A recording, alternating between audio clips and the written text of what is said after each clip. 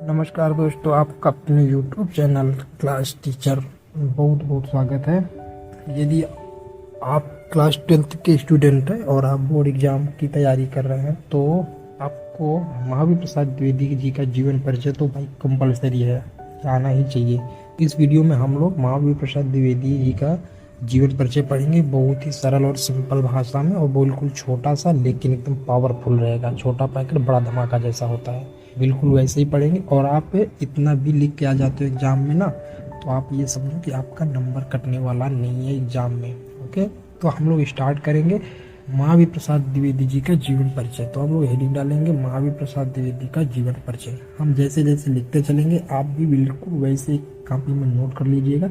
1 से 3-4 बार नोट करोगे तो आपको बिल्कुल याद हो जाएगा, ठीक है। और हम इसको बहुत ही सिंपल भाषा में मैंने बताया है आपको, ठीक है। हो सकता है साहित्यिक परिचय थोड़ा सा आपको, क्योंकि जो हिंदी के शब्द मैंने यूज किया है ना, वो भाई क्या बात है। आप अगर एक बार वो लिख दिए ना तो एग्जामिनर आपका नंबर तो बिल्कुल 100 में 100 दे कर ही जाएगा, ठीक है। तो चलिए हम लोग स्टार्ट करते हैं। महावीर प्रसाद द्विवेदी जी का जीवन परिचय। हिंदी साहित्य के उज्जवल नक्षत्र, युग निर्माता महावीर प्रसाद द्विवेदी जी का जन्म सन 1864 में ग्राम दौलतपुर, रायबरेली, उत्तर प्रदेश में हुआ था। उनके बाल्यकाल में परिवार की आर्थिक स्थिति ठीक नहीं थी, परंतु उन्होंने कठिन परिश्रम करके अपनी प्रारंभिक शिक्षा पूरी की और रेलवे में नौकरी कर ली। सन 1903 में द्विवेदी जी हिंदी मासिक पत्रिका सरस्वती का संपादन शुरू कर दिया और रेलवे की नौकरी छोड़ दी।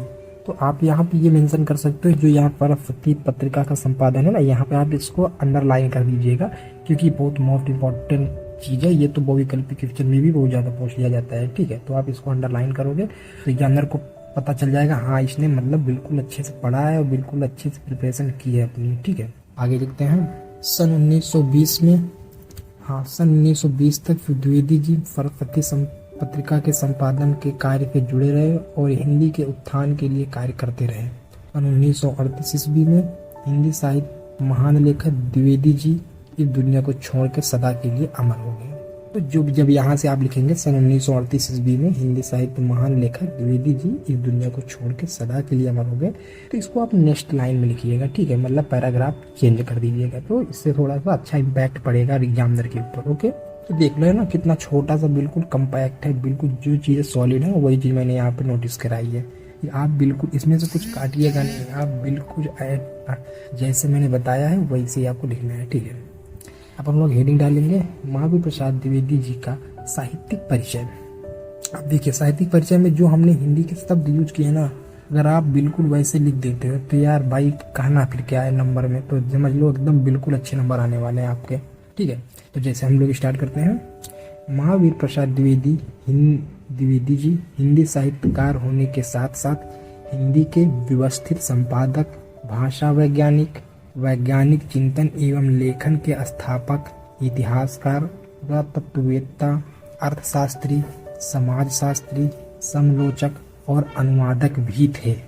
एक पैराग्राफ आप इसको लिखो। उसके बाद द्विवेदी जी से परिचित होना हिंदी साहित्य के गौरवशाली अध्याय से परिचित होना है। रसज्ञ रंजन, साहित्य सीकर, साहित्य संदर्भ, अद्भुत आलाप द्विवेदी जी के प्रमुख निबंध है। उनकी पुस्तक संपत्ति शास्त्र अर्थशास्त्र से संबंधित है। हिंदी काव्यमाला उनकी श्रेष्ठ कविताओं का संकलन है। द्विवेदी जी का संपूर्ण साहित्य महावीर प्रसाद द्विवेदी रचनावली के 15 भागों में प्रकाशित है, ठीक है। आप बिल्कुल वैसे ही जैसे मैंने इसको बोला, ये पूरा का पूरा आप अगर साहित्यिक परिचय में लिख कराते हो ना, तो ये समझो कि बिल्कुल आपको अच्छे नंबर मिलने वाले हैं, ठीक है। नेक्स्ट पैराग्राफ में हम लिख सकते हैं। स्वाधीनता की चेतना विकसित करने के लिए युग निर्माता महावीर प्रसाद द्विवेदी जी ने स्वदेशी चिंतन को व्यापक बनाया। विद्वता और बहुज्ञता के साथ साथ सरसता महावीर प्रसाद द्विवेदी जी के लेखन की प्रमुख विशेषता थी। सरसता मतलब होता है सरलता, बिल्कुल ठीक है। इनके लेखन की प्रमुख विशेषता है, ठीक है। आप इसको लिख दीजिए। और उसके बाद हम लोग लास्ट की हेडिंग होती है कृतियाँ, तो हम हेडिंग डालेंगे महावीर प्रसाद द्विवेदी जी की साहित्यिक कृतियाँ। फिर हम लिखेंगे द्विवेदी जी के प्रमुख साहित्य कृतियाँ निम्न हैं। रसज्ञ रंजन, साहित्य सीकर, साहित्य संदर्भ, अद्भुत आलाप, साहित्य शास्त्र, महिला मोद, अध्यात्म की आदि।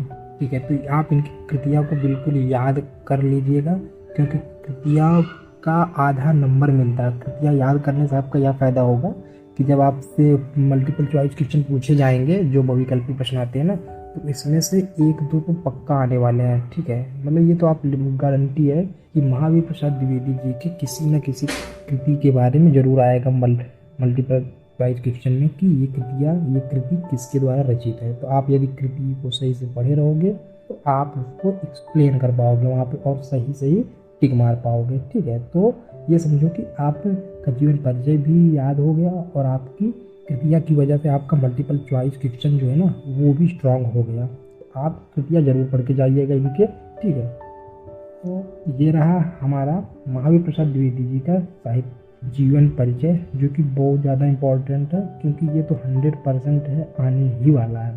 ठीक है, यदि आपको इसके अलावा APJ अब्दुल कलाम, सूरदास, कबीरदास, मीरा, किसी का भी जीवन परिचय देखना हो तो हमारे YouTube चैनल के प्लेलिस्ट में चले जाइएगा। वहाँ पर 12th 10th के दोनों स्टूडेंट के लिए बाकायदे मैंने प्लेलिस्ट बनाई है, आप वहाँ पर जाके वीडियो को देख सकते हो।